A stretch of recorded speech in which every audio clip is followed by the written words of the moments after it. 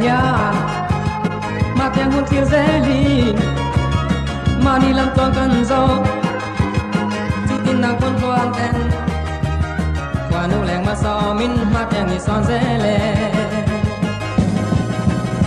ít lo tin lòng quy na chỉ lại lên đôi dòng tên căn tu sana sang bè căn là na che tên đôi lưng tu tè ít che nam him ni dài lệ la min son ru anh chun lệ xóa tè po anh chung lu herroa ye qual son in ke pur pur ít lo tin lòng quy na xin lại lên đôi dòng tên căn tu sana sang bè căn là na che qua nụ lẹng mà son na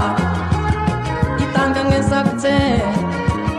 lâu trăng in liền dễ la tay mag lẹ ri nom na đi xuống phèn lâu ni sẽ đâm mặt trường lâu nhang che ít lo tin lòng quy na xin lại lên đôi dòng tên căn tu sao nó sáng bè căn là na che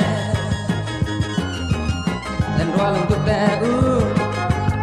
ít che nam him ni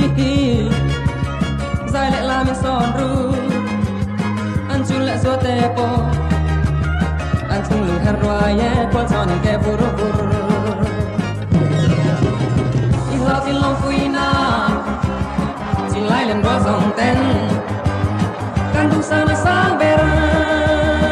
căn là na che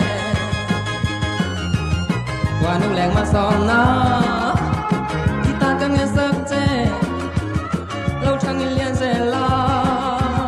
tay mag lẹ ri nom na đi sự phèn lâu